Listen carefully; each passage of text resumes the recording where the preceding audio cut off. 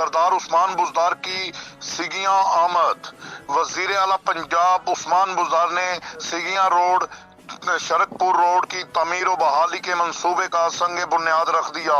मजीद हमारे नुमाइंदे मोहम्मद इमरान मलिक की इस रिपोर्ट में देखते हैं। जी बिल्कुल, वज़ीर आला पंजाब सरदार उस्मान बुज़दार की सखियां पुल आमद। वज़ीर आला पंजाब उस्मान बुज़दार ने सखियां रोड शरकपुर रोड की तामीर और बहाली के मंसूबे का संग बुनियाद भी रख दिया, जबकि इस मौके पर DG/LD अहमद अजीज़ ताड़ के मंसूबे पर वज़ीर आला पंजाब को खुसूसी तौर पर ब्रीफिंग दी गई। मंसूबे में बताया गया कि मंसूबे पर 4 अरब 32 करोड़ रुपए की लागत आएगी, जबकि मंसूबे को 8 माह में मुकम्मल किया जाएगा। ड्रावी पुल तो फूल मंडी चौक, फूल मंडी चौक तो फ्याजपुर इंटरचेंज, फूल मंडी चौक तो बेगम कोट और फूल मंडी चौक तो लाहौर शेखुपुरा रोड की 4 बड़ी सड़कों की तामीर और बहाली भी होगी।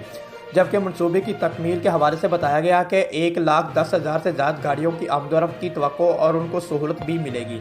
जबकि वज़ीर आला पंजाब के सूबाई वज़ीर हमरा मियाँ महमूद रशीद, मियाँ असलम इकबाल, बरहाद राइस, मियाँ खालिद महमूद और MP मौलाना जलील शेखपुरा, तर्जमान पंजाब हुकूमत एहसान खाबर, वाइस चेयरमैन LDA नईमुल हक, इंस्पेक्टर जनरल पुलिस इब्राल हक और दीगर मुतल्लिका अहकाम भी इस मौके पर मौजूद थे।